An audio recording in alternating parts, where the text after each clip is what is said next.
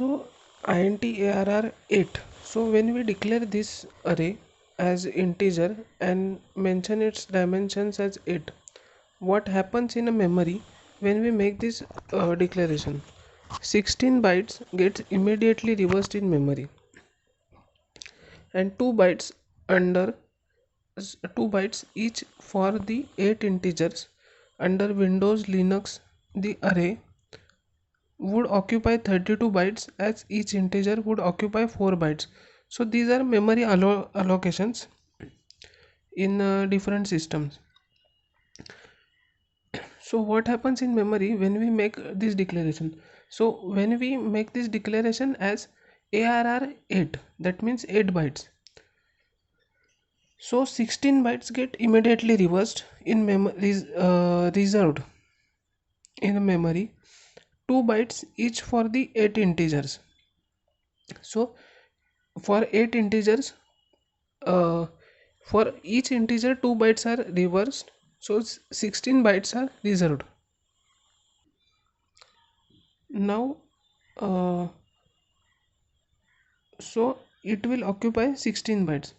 Now under Windows or Linux, the array would occupy 32 bytes as each integer would occupy 4 bytes. So in Windows or Linux, each byte will occupy 4 bytes of memory.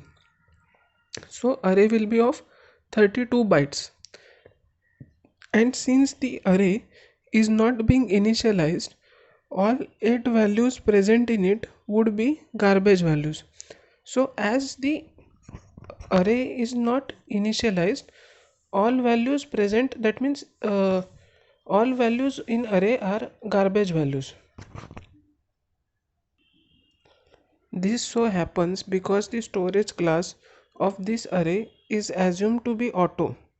So uh, that means the class is auto. That means in auto class,